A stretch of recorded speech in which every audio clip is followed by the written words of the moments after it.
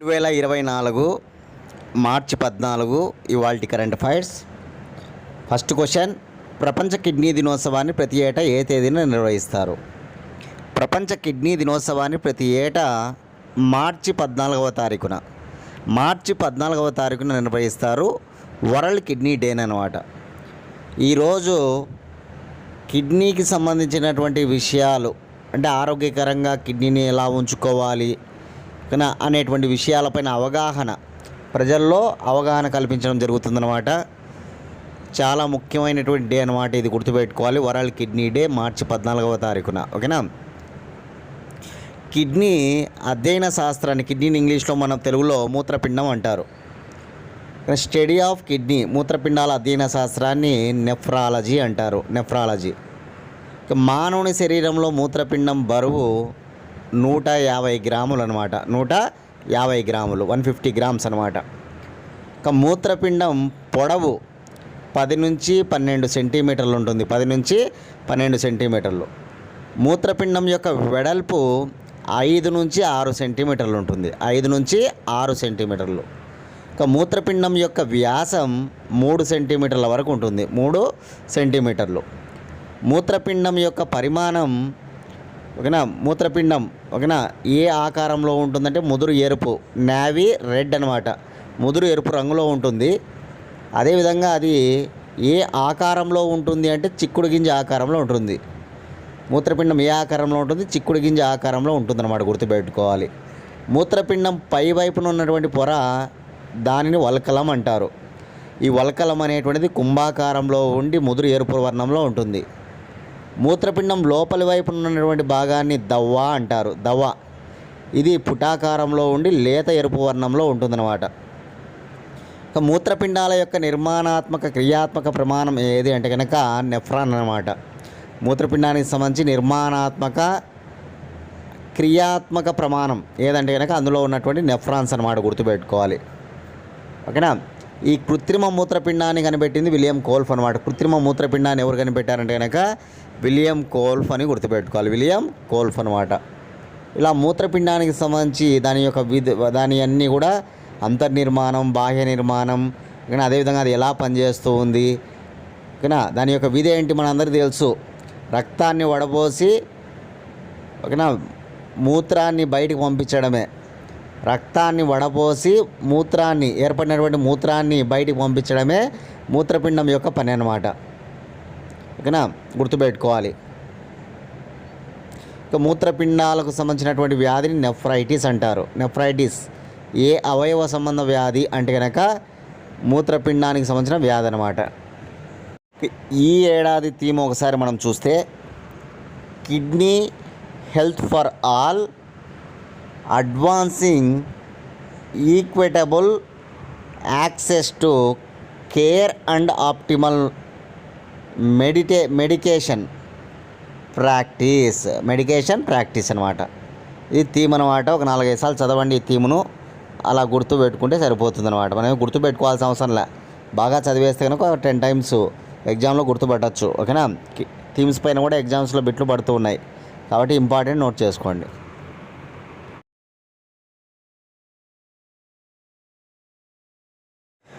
Second question, సమాజంలో అత్యంత అట్టడుగు వర్గాల వారి కోసం ప్రధానమంత్రి నరేంద్ర మోడీ మార్చి 13న ప్రారంభించిన పోర్టల్ ఏది?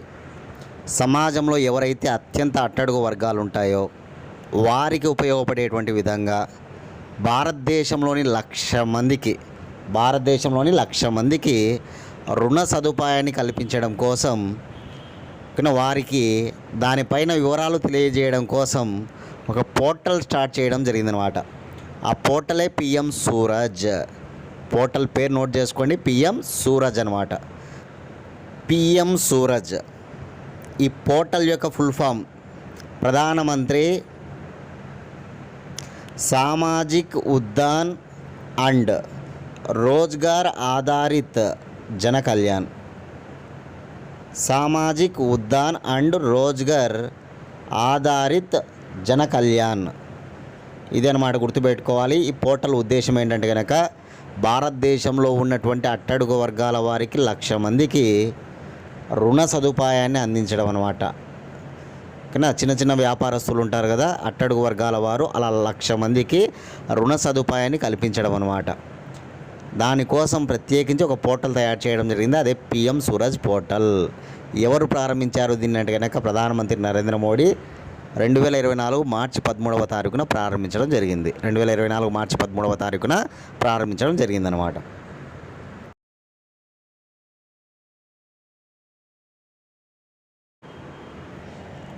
థర్డ్ క్వశ్చన్, ఫేమ్ ఇండియా 3 స్కీమ్లో భాగంగా కేంద్ర ప్రభుత్వం ఎంత నగదు కేటాయించింది?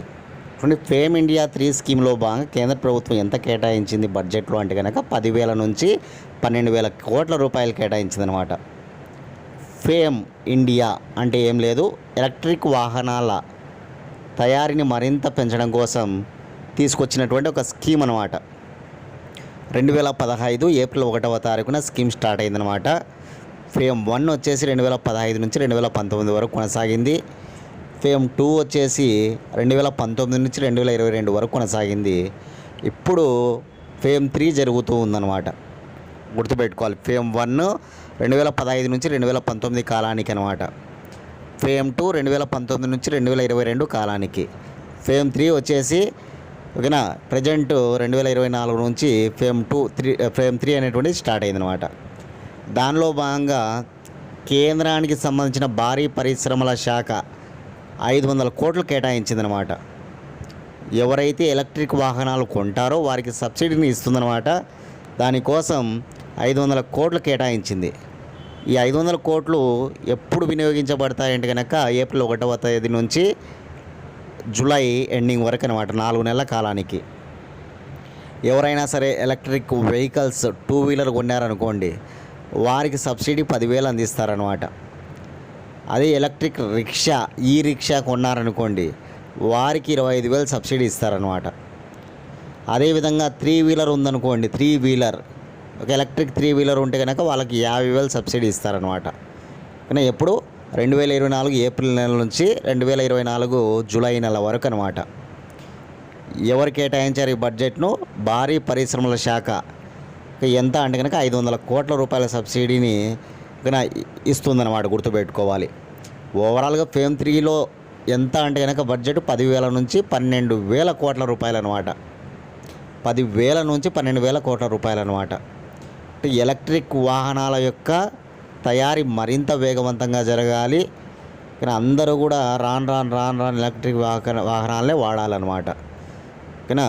కాబట్టి దాన్ని దృష్టిలో పెట్టుకొని కేంద్ర ప్రభుత్వం చాలా చక్కగా ఒక ప్రణాళికాబద్ధంగా పనిచేస్తూ ఉందన్నమాట. ఫేమ్ 1 కంప్లీట్ చేసుకున్నారు.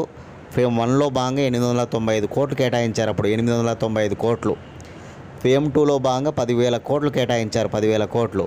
ఇప్పుడు ఫేమ్ 3లో భాగంగా 10,000 నుంచి 12,000 కోట్లు కేటాయించారు. కానీ భారీ పరిశ్రమల శాఖ సబ్సిడీల కోసం 500 కోట్లు.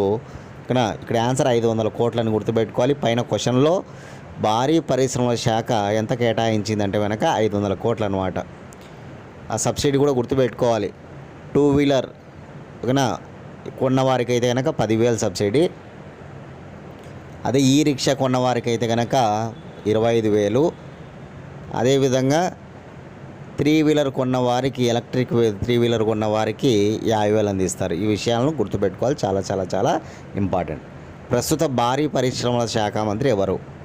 ప్రస్తుత హెవీ ఇండస్ట్రీస్ మినిస్టర్ ఎవరు? కామెంట్ బాక్స్లో మీ సమాధానాన్ని తెలియజేయండి అందరూ కూడా.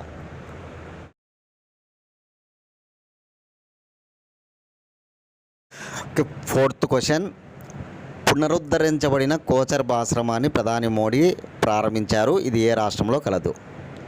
పునరుద్ధరించబడిన కోచర్బ్ ఆశ్రమాన్ని ప్రధాని మోడీ ప్రారంభించారనమాట. ఇది ఏ రాష్ట్రంలో ఉందంటే కనుక గుజరాత్.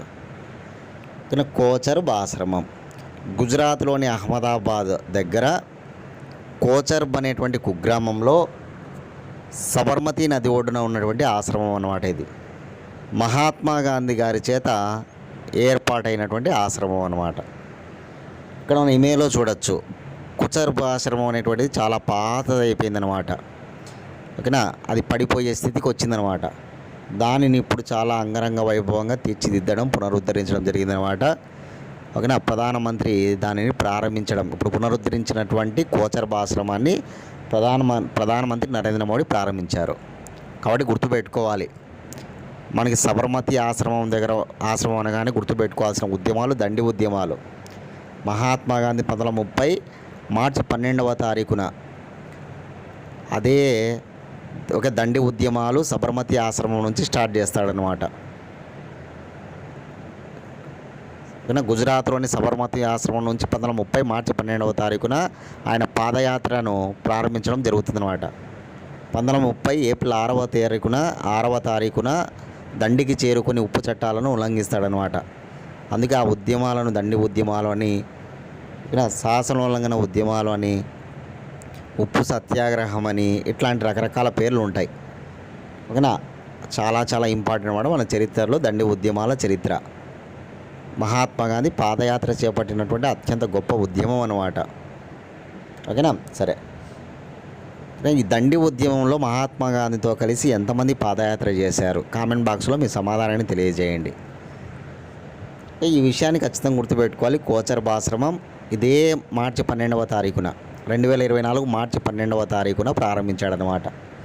దండి ఉద్యమాన్ని పునస్కరించుకొని మార్చి 12వ తారీఖున ప్రారంభించాడు కదా, అప్పుడు దాన్ని పునస్కరించుకొని ఇప్పుడు మార్చి 12వ తారీఖున దాన్ని ఒక పునరుద్ధరణ నిర్మాణాన్ని ప్రారంభించడం జరిగింది ప్రధానమంత్రి నరేంద్ర మోడీ. ఇటీవల ప్రధానమంత్రి నరేంద్ర మోడీ కొన్ని చాలా గొప్పవన్నీ కూడా ప్రారంభించాడు. అస్సాం అరుణాచల్ ప్రదేశ్ సరిహద్దుల్లో నిర్మించినటువంటి సేలా టన్నెల్ అనమాట. 13,000 మీటర్ల ఎత్తులో అస్సాం అరుణాచల్ ప్రదేశ్ రాష్ట్రాల సరిహద్దుల్లో అస్సాంలోని తేజ్పూర్ నుంచి అరుణాచల్ ప్రదేశ్లోని తవాంగ్ వరకు ఒక జంట మార్గాల టన్నెల్ అనమాట. సేలా టన్నెల్ అంటే కనుక టన్నెల్ 1 అనేటువంటిది 1000 మీటర్లతో ఉంటే కనుక టన్నెల్ 2 అనేటువంటిది 1595 మీటర్లతో ఉంటుందన్నమాట. మనం చెప్పుకున్నాం ఆ విషయాన్ని. మన దేశ సైన్యానికి చాలా చక్కగా అత్యంత అద్భుతంగా వ్యూహాత్మకంగా బాగా ఉపయోగపడుతుందని. అది ఒకటి నరేంద్ర మోడీనే ప్రారంభించాడు. అదేవిధంగా దేశంలోనే మొట్టమొదటిసారిగా అండర్ వాటర్ మెట్రోను వెస్ట్ బెంగాల్లోని కలకత్తా వద్ద ప్రారంభించాడనమాట. 30 మీటర్ల లోతు అని నేను చెప్పడం జరిగింది. 30 మీటర్ల లోతు, 4.8 కిలోమీటర్ల పొడవు అనమాట. ఆ టన్నెల్ పొడవు గుర్తుపెట్టుకోవాలి. ఓకేనా. ఏ నది అంటే కనుక హుగ్లీ నది. అండర్ వాటర్ మెట్రో అనేటువంటిది హుగ్లీ నదిలో నిర్మించబడింది అనమాట. 30 మీటర్ల లోతులో, 4.8 కిలోమీటర్ల పొడవుతో అనమాట. దానిని కూడా నరేంద్ర మోడీ ఇటీవల ప్రారంభించాడు, జాతికి అంకితం చేశాడు, చెప్పుకున్నాం. నరేంద్ర మోడీ ఇటీవల కజిరంగా నేషనల్ పార్కుకు వెళ్ళి అక్కడ సఫారీ చేయడం జరిగిందనమాట. అస్సాంలో ఉన్నది కజిరంగా నేషనల్ పార్క్. ఆ విషయాన్ని చెప్పుకున్నాం. జవహర్లాల్ నెహ్రూ తర్వాత ఆయనకే దక్కిందనమాట. ఆ కజిరంగా నేషనల్ పార్క్లో సఫారీ అనేటువంటిది 2వ ప్రధానమంత్రిగా రికార్డ్ అనమాట. మొదటి ప్రధానమంత్రి నెహ్రూ.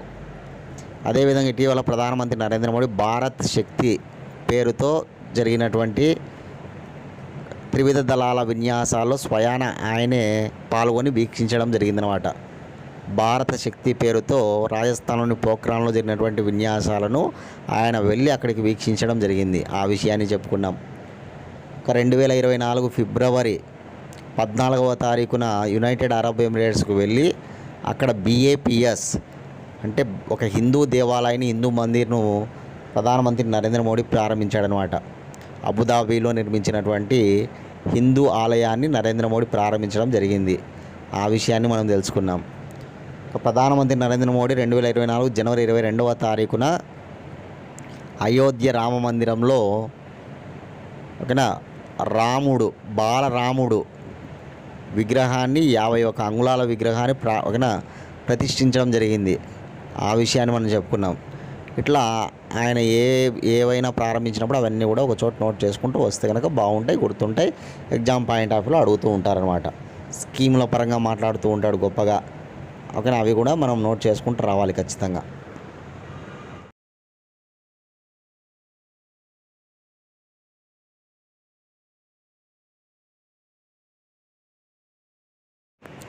ఫిఫ్త్ క్వశ్చన్, ఇటీవల కొత్తగా హైడోల్ రోబోట్ను ఏ దేశంలో ఆవిష్కరించారు?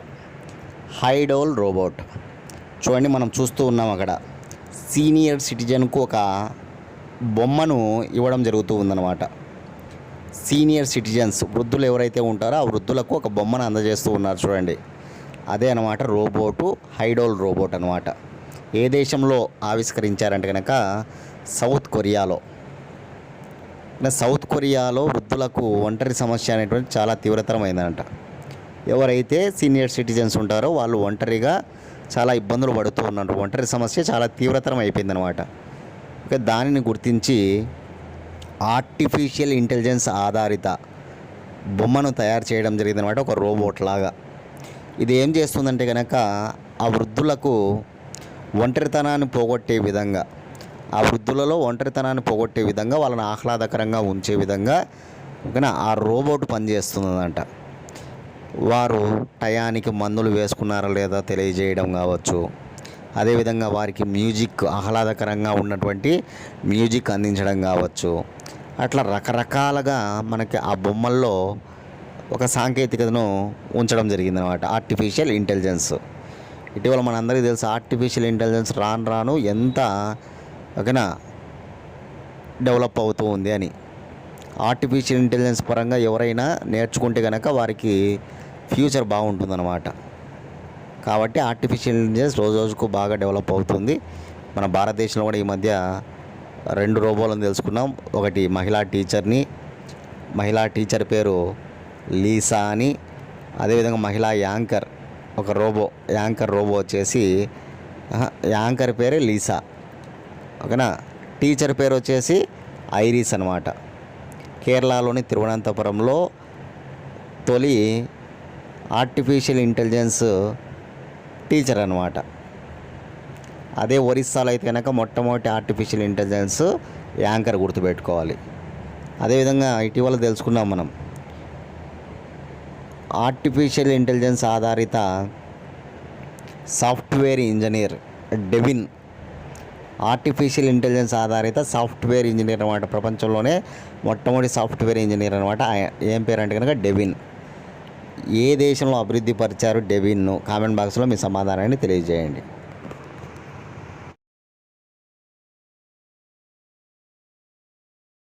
Question: central board of secondary education చైర్మన్గా ఎవరు నియమితులయ్యారు? Central board of secondary education చైర్మన్గా ఎవరు నియమితులయ్యారంటే కనుక రాహుల్ సింగ్ అనమాట. సిబిఎస్ఈ నూతన చైర్మన్ రాహుల్ సింగ్. ఇతను 1996కు చెందినటువంటి బీహార్ రాష్ట్రానికి చెందినటువంటి ఐఏఎస్ అధికారి అనమాట. ఓకేనా. 1996 బీహార్ క్యాడర్కి చెందినటువంటి ఐఏఎస్ అధికారి ఈ రాహుల్ సింగ్. ఇప్పుడు సిబిఎస్ఈ నూతన చైర్మన్గా నియమించబడ్డాడు. నూతన నియామకాలు నోట్ చేసుకోవాలి. ఫిబ్రవరి నెలలో కూడా చాలా గొప్ప నూతన నియామకాలు. 6 రాష్ట్రాల హైకోర్టు ప్రధాన న్యాయమూర్తులు మనం చెప్పుకున్నాం. 6 రాష్ట్రాల హైకోర్టు ప్రధాన న్యాయమూర్తులు అనమాట. ఓకేనా.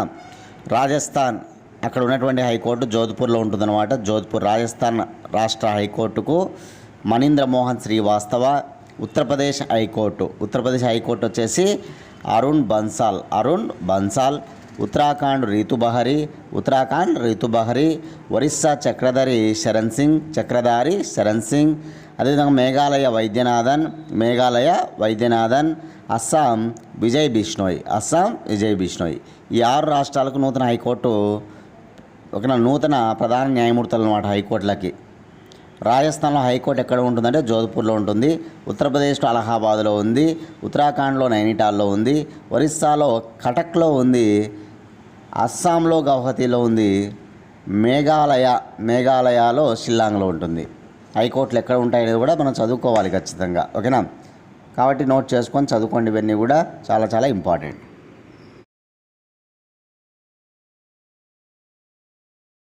7th క్వశ్చన్: సెంట్రల్ ఎలక్షన్ కమిషన్లో సభ్యులుగా ఎవరు నియమితులయ్యారు? సెంట్రల్ ఎలక్షన్ కమిషన్లో నూతన సభ్యులుగా నియమితులైన వారు జ్ఞానేష్ కుమారు, సుఖ్బీర్ సింగ్ అనమాట. జ్ఞానేష్ కుమారు, సుఖ్బీర్ సింగ్. 1 and 2 ఇక్కడ ఆన్సర్. 1 and 2 థర్డ్ ఆప్షన్ అనమాట. ఓకేనా. ప్రధానమంత్రి నరేంద్ర మోడీ ఓకేనా నేతృత్వంలోని కమిటీ, 3 సభ్యులతో కూడినటువంటి కమిటీ ఈ నియామకాన్ని సూచించిందనమాట. జ్ఞానేష్ కుమార్ మరియు సుఖ్బీర్ సింగ్. యాక్చువల్గా 3 సభ్య ఎన్నికల సంఘం అన్నమాట ఉండేది. ప్రధాన ఎన్నికల కమిషనర్ ఒకరు ఉంటారు, రాజీవ్ కుమార్. మిగతా 2 ఇటీవలనే రాజీనామా చేయడం జరిగిందనమాట. ఫిబ్రవరి నెలలో అనూప్ పాండే, మార్చి నెలలో అరుణ్ గోయల్. వీళ్ళిద్దరు కూడా ఎలక్షన్ సమయంలో రాజీనామా చేయడం జరిగింది. ఎలక్షన్స్ మనకు రాబోతూ ఉన్నాయి. ఓకేనా.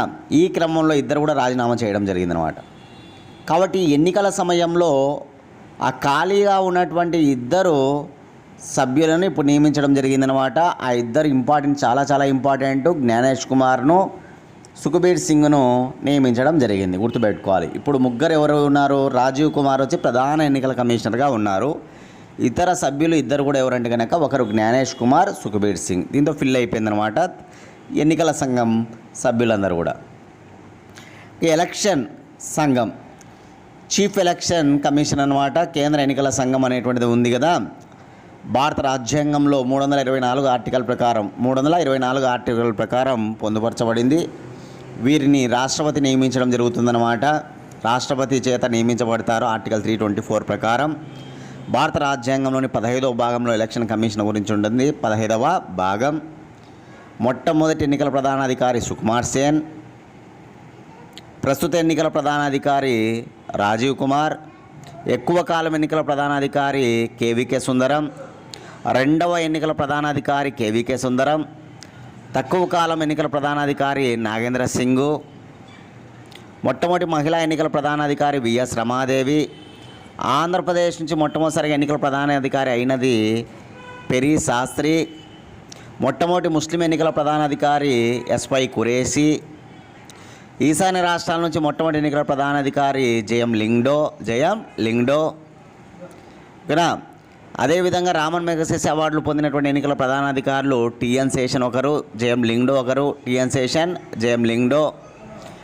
ఎన్నికల ప్రధానాధికారి పదవీ కాలం 6 సంవత్సరాలు. ఎన్నికల ప్రధానాధికారులు వారి యొక్క రాజీనామా పత్రాన్ని ఎవరికి అందజేస్తారంటే రాష్ట్రపతికి అందజేస్తారు, ఓకేనా. ఎన్నికల కమిషన్ ఎప్పుడు ఏర్పడింది, ఎలక్షన్ సంఘం ఎప్పుడు ఏర్పడింది అంటే కనుక 1950 జనవరి 25, 1950 జనవరి 25, 2010 జనవరి 25కు 60 ఏళ్ళు పూర్తయిన సందర్భంగా, ఓకేనా, ప్రతి ఏటా కూడా ఓటర్ల దినోత్సవాన్ని జరపాలని నిర్ణయించారు. కాబట్టి జనవరి 25 ఓటర్ల దినోత్సవం. ప్రస్తుత ఓటు హక్కు వయస్సు 18 సంవత్సరాలు. 21 సంవత్సరాల వయస్సు నుంచి 18 సంవత్సరాలకు తగ్గించిన ప్రధానమంత్రి రాజీవ్ గాంధీ. 61వ రాజ్యాంగ సవరణ 1989లో రాజీవ్ గాంధీ ప్రధానమంత్రిగా ఉన్న కాలంలో ఓటు హక్కు వయసు 21 సంవత్సరాల నుంచి 18 సంవత్సరాలకు తగ్గించబడింది. 18 సంవత్సరాలకు ఓటు హక్కు వినియోగించుకున్న మొట్టమొదటి రాష్ట్రం ఆంధ్రప్రదేశ్. ఇవన్నీ గుర్తుపెట్టుకోవాలి కాస్త ఎలక్షన్ కమిషన్ గురించినటువంటి సందర్భాల్లో.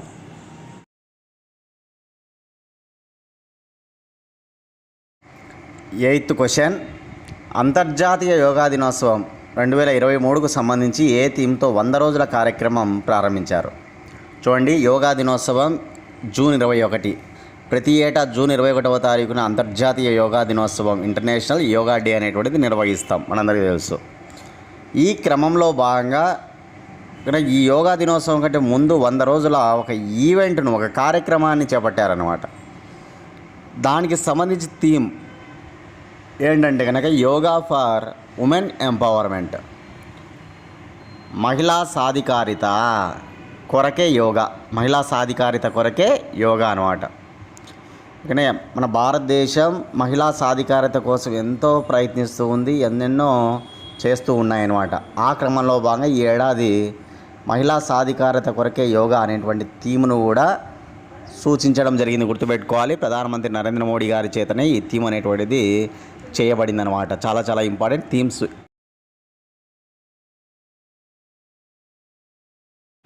9th క్వశ్చన్, ఇటీవల భారత నావికాదళంలోకి చేరిన నూతన ఐఎన్ఎస్లు ఏవి? ఐఎన్ఎస్ ఇండియన్ నేవీ షిప్స్ అనమాట. ఇటీవలనే 2 ఇండియన్ నేవీ షిప్స్ నావికాదళంలో చేరాయన్నమాట. అవి ఏవంటే కనుక ఐఎన్ఎస్ అక్షయ్, ఐఎన్ఎస్ అక్రే. గుర్తుపెట్టుకోవాలి, ఐఎన్ఎస్ అక్షయ్, ఐఎన్ఎస్ అక్రే. ఈ 2 నావికాదళంలో చేరాయన్నమాట. ఈ 2 చేరడం చేత నావికాదళం మరింత బలోపేతమైందనమాట. దాని యొక్క శక్తి సామర్థ్యాలు మరింత పెరిగాయనే విషయాన్ని గుర్తుపెట్టుకోవాలి. Indian navy vice admiral Vivek Ram Chaudhary సతీమణి నీరజ్ చౌదరి గారు వీటిని ప్రారంభించడం జరిగిందనమాట. ఈ ఐఎన్ఎస్ అక్షయ్, ఐఎన్ఎస్ అక్రేలను ఎవరు ప్రారంభించారు అంటే కనుక వివేక్ రామ్ చౌదరి గారి సతీమణి నీరజ్ చౌదరి గారు వీటిని నావికాదళంలో చేర్చడం జరిగింది, గుర్తుపెట్టుకోవాలి. 80% స్వదేశీ టెక్నాలజీ, స్వదేశీ పరిజ్ఞానంతో వీటిని తయారు చేయడం జరిగిందని చెప్తున్నారన్నమాట శాస్త్రవేత్తలు. 80% మన భారతదేశ టెక్నాలజీతో తయారు చేయడం జరిగిందన్నమాట, గుర్తుపెట్టుకోవాలి. కానీ చాలా ముఖ్యంగా మనం ఇటీవలనే చెప్పుకున్నాం, లక్షద్వీపులలో ఒక నావికా స్థావరాన్ని ఏర్పాటు చేయడం జరిగింది. దాని పేరు ఐఎన్ఎస్ జటాయు అని. ఐఎన్ఎస్ జటాయు ఒక నావికా స్థావరం అన్నమాట. లక్షద్వీపుల్లో 2వ స్థావరం అన్నమాట. ఇటీవల ఏర్పాటైనటువంటి స్థావరం అదే ఐఎన్ఎస్ జటాయు. అదేవిధంగా ఇటీవల గోవా రాష్ట్రంలో చెప్పుకున్నాం, చోలా బిల్డింగ్ అని. నావికకు సంబంధించినటువంటి గొప్ప నేవీ వారికి ఉపయోగపడేటువంటి విధంగా గోవా రాష్ట్రంలో గొప్పగా ఒక అడ్మినిస్ట్రేటివ్ ఓకేనా కార్యాలయంగా గుర్తుపెట్టుకోవచ్చు, చోలా బిల్డింగ్ అనమాట, గోవా రాష్ట్రంలో. అది కూడా చెప్పుకున్నాం. ఇట్లా ఈ నేవీకి సంబంధించి, ఆర్మీకి సంబంధించి, ఎయిర్పోర్ట్ సంబంధించి ఏ విషయాలు అయితే ఉంటాయో అవన్నీ కూడా మైండ్లో పెట్టుకుంటూ రావాలి. చాలా చాలా ఇంపార్టెంట్ అనమాట.